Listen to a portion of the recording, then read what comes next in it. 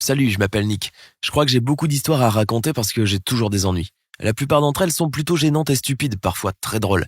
Mais celle que je vais te raconter aujourd'hui, c'est celle où les choses ont vraiment mal tourné.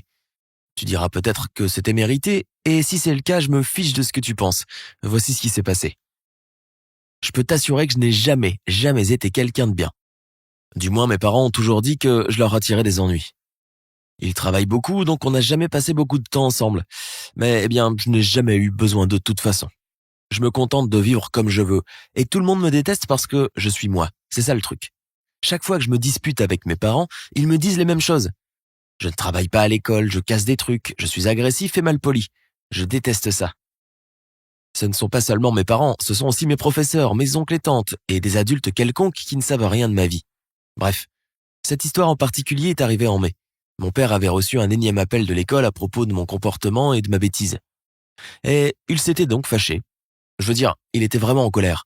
Je n'avais pas le droit de quitter la maison du week-end et j'ai dû m'asseoir et faire mes devoirs pendant 2 jours d'affilée. Si je quittais la maison, à moins qu'il n'y ait eu un incident ou quelque chose comme ça, ou si j'allumais ma PlayStation, ou si je me laissais distraire autrement, je n'allais pas pouvoir aller voir mon grand frère Kev pendant l'été. Et je ne vis que pour ça. Il habite à 500 kilomètres d'ici, et c'est la seule personne qui ne me traite pas tout le temps d'idiot. On s'amuse beaucoup, on joue à FIFA, on va à la pêche, et on se balade tranquillement. C'est le meilleur moment de l'année. Et si mes parents disaient que j'allais devoir rester à la maison, ils ne blaguaient pas. Donc je ne pouvais pas tout gâcher. Le samedi, ils sont partis et allaient être de retour le soir même. J'étais seul à la maison, mais je suppose qu'ils ont demandé aux voisins de me surveiller. Ou peut-être qu'ils ont mis une caméra quelque part parce qu'ils ne me feraient jamais confiance, tout seul comme ça. Et j'allais vraiment m'asseoir dans ma chambre et relire mes cours, mais mon ami Justin m'a envoyé un texto pour me dire qu'il avait trouvé un hôpital abandonné de l'autre côté de la ville, près de la rivière, et m'a demandé si je voulais jeter un œil avec lui. Évidemment que j'avais envie. Je pouvais sortir par la fenêtre du premier étage, sauter par-dessus la clôture du jardin et être à un arrêt d'autobus en 30 secondes. J'étudiais déjà depuis environ 1 heure et demie et ça me rendait dingue. Bref, je suis sorti, j'ai retrouvé Justin et sur le chemin de l'hôpital abandonné, on a aperçu un homme dans la rivière. On était donc au bord d'une rivière et il y avait un pont en bois très bas, qui était d'ailleurs assez vieux. Et j'ai reconnu l'individu dans l'eau. C'était le vieux Charlie. C'est une célébrité dans le coin. Ce type a littéralement 100 ans. Mais il est à la fois cycliste, coureur, super actif et citoyen d'honneur de notre ville, ou un truc comme ça. C'est aussi un bon nageur, mais là, je le voyais clairement se noyer.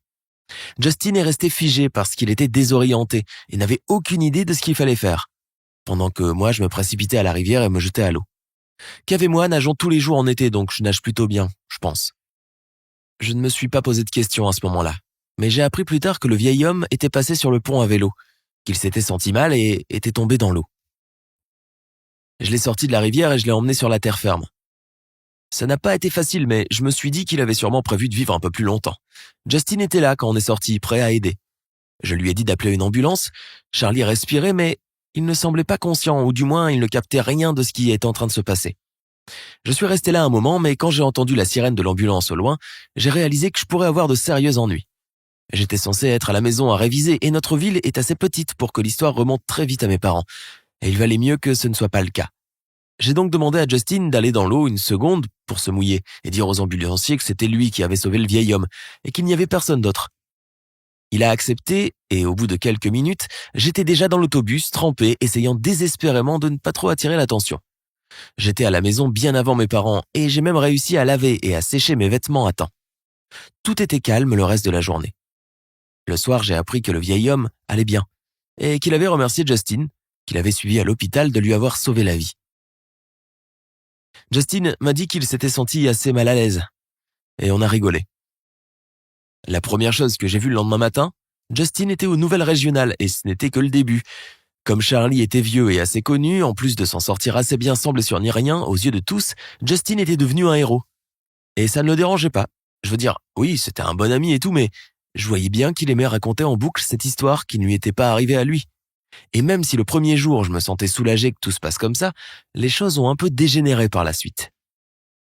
Les professeurs de l'école parlaient souvent de Justin. Il a reçu une sorte de récompense pour son courage. Ensuite, plusieurs personnes sont venues le voir pour lui dire à quel point il était formidable d'avoir sauvé le vieil homme. J'étais là juste à côté de lui et ça commençait à m'énerver tout ça.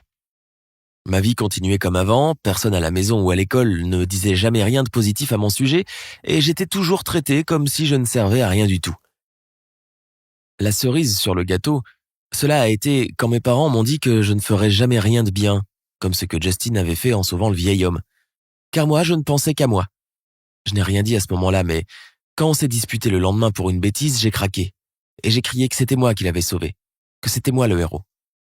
J'ai regretté tout de suite parce que je préférais n'avoir aucune reconnaissance pour ça, plutôt que de ne pas voir mon frère pendant tout l'été. Mais franchement, c'était horrible, mes parents ne m'ont pas cru. Ils m'ont dit que j'essayais juste de me faire mousser pour quelque chose que je n'avais pas fait, et que je n'avais pas de quoi être fier de moi. J'ai dû supporter leurs remarques. J'ai terminé l'année scolaire en bonne et due forme et en juin, je suis parti chez Kev pour tout l'été. Inutile de dire qu'il était le seul à me croire quand je lui ai raconté toute l'histoire. Et voilà ce qu'il a dit. Peu importe ce que les gens autour de moi disent, je sais qui je suis et de quoi je suis capable. Et c'est la seule chose qui compte. Si tu as déjà été félicité pour quelque chose que quelqu'un d'autre a fait ou si quelqu'un d'autre a été récompensé pour ce que tu as fait, j'aimerais bien lire tes anecdotes dans les commentaires. Je suppose que la plupart d'entre nous avons déjà vécu un moment comme celui-ci, comme lorsque quelqu'un raconte ta blague plus fort que toi et que tout le monde rigole. Et n'oublie pas de t'abonner.